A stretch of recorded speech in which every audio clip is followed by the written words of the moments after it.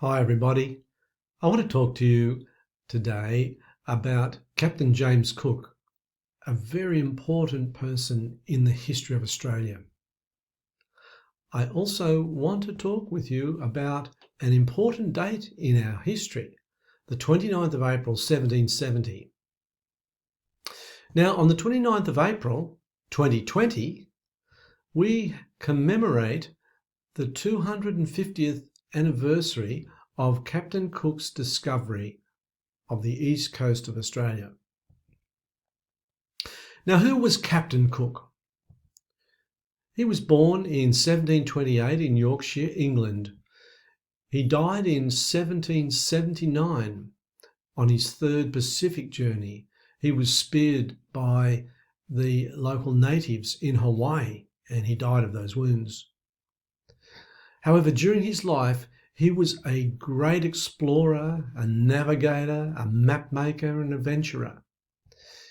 He was a sea captain in the Royal Navy. As a boy, James attended the Postgate School for 5 years. After school, he continued learning and studying, and he really enjoyed mathematics, algebra, geometry, trigonometry. He studied navigation and studied the stars, astronomy. He studied map making, and all of these skills held him in good stead for his great life's adventure as a sea navigator. And you know, his house of his childhood was deconstructed and moved from England and reassembled brick by brick in Melbourne, and you can see that today. And actually, I've been in Cook's cottage in Melbourne, and it's a great experience. I encourage people to go there and experience what James Cook experienced as a boy. Here's a picture of him as a youngster, or a young man really, and here's a picture of Cook's cottage. So I really recommend you go and visit that location. He grew and became a man. In the process of his development, he worked on many small ships and learned navigation and the ways of the sea. But he kept studying and developing. Now, in 1755, James, with all of his seaward knowledge, he joined the Royal Navy, and he was a part of the 7 Years' War over in Canada, and he was quite successful there. He later married Elizabeth Betts, and they had 6 children together. He attended St. Paul's Church in Shadwell, England. Now, James Cook is particularly famous for his 3 big journeys, and they largely crossed the Pacific Ocean. The first one was in the Endeavour ship, and that's the journey that where James discovered the east coast of Australia, and we will be talking about that today. He also did 2 more journeys, the Resolution, and that was in 1772 to 1775 and 1776 to 1779. And I've colour-coded these journeys.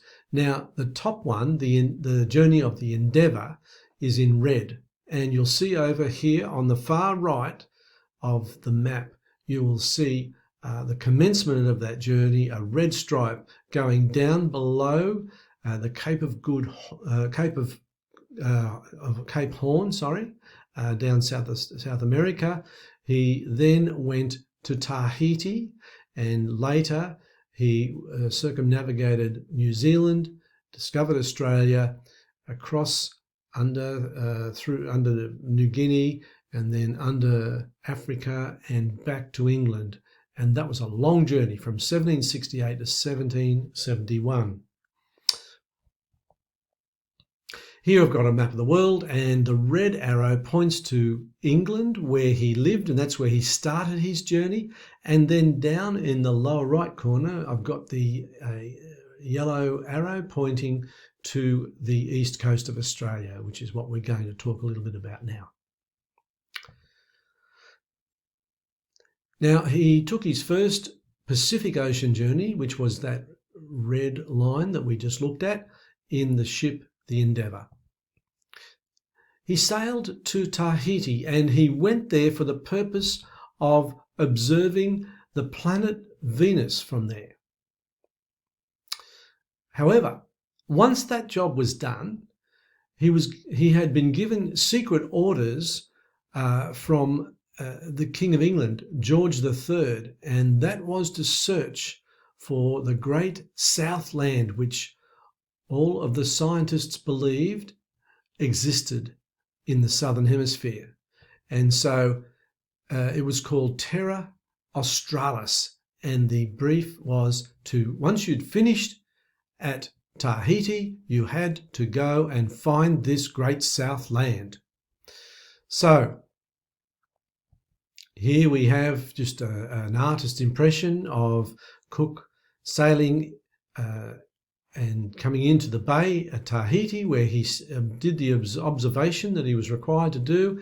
Here's an artist's impression of them observing the transit of Venus. Now, what that transit of Venus meant was, and here's a graphic of that, is when Venus actually passed through across the face of the sun.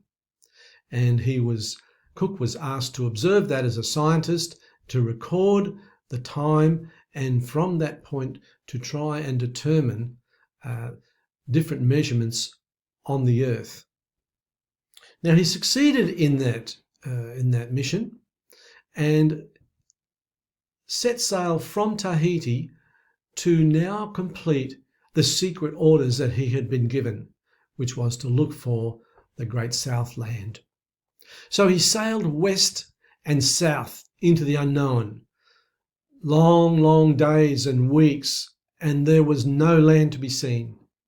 It was a very, very tiresome journey, and all the sailors on the Endeavour were just looking and wanting to sight this unknown great Southland. Well, they found New Zealand and they sailed around those islands and then headed further west, more sailing. And in 1770, Lieutenant Hicks, who was a member of the crew of the Endeavour, was the first person to sight the Australian coast. He saw it at 6 a.m. in the morning, just peering through the fog, and he could see the land. And this was the first sighting of the east coast of Australia. Now, after they'd signed, they named that point that Hicks saw, Point Hicks. It still bears that name, named after Lieutenant Hicks. Following that, they sailed up the Victorian and New South Wales coasts, and finally, on the 29th of April, 1770, they sailed in to Botany Bay, and they landed at Kurnell. That's now in New South Wales.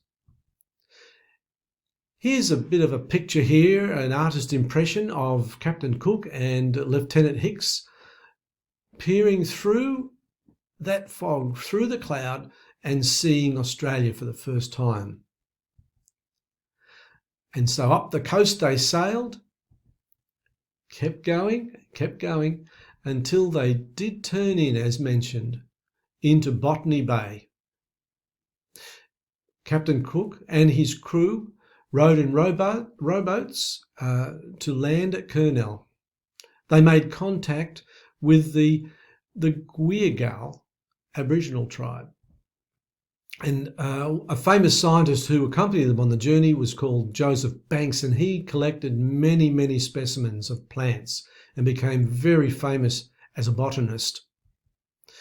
Here's an artist's impression of the first landing at Kurnell in Botany Bay. Yes, there were some Aboriginals there, an older man and a young man. Here's another artist's impression of what it was like. And Cook and his men landed there, took time out to explore, and then set sail again, sailing northward, mapping the coast of Australia. So up the coast they go.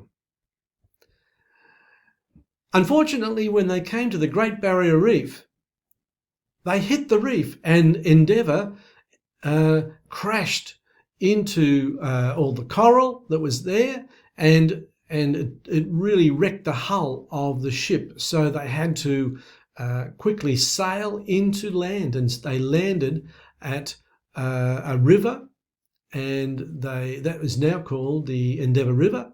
And the site where they landed in order to repair their ship is now called Cooktown, named after James Cook.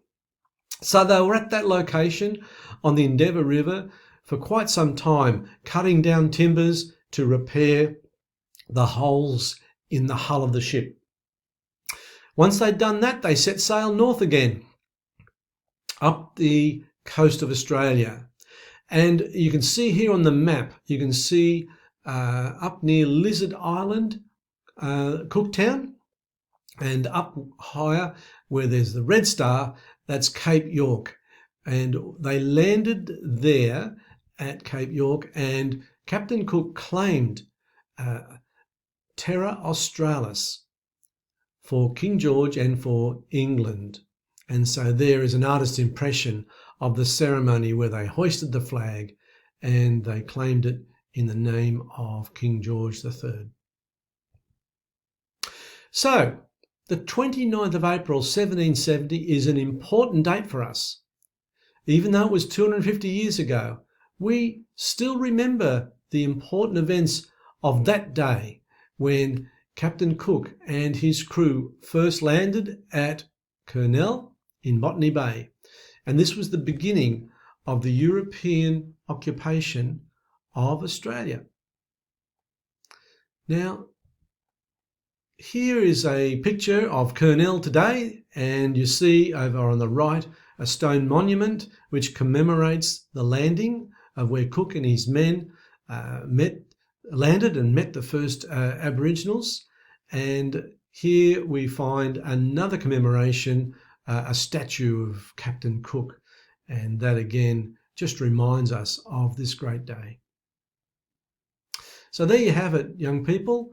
An opportunity just for us to reflect on how this one great navigator, explorer, adventurer, Christian man sailed the high seas, went to unknown places and founded Australia and many other things. He did other things as well.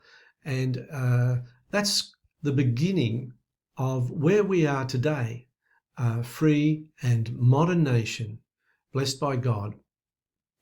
Okay, that's enough for me. Until next time, bye for now.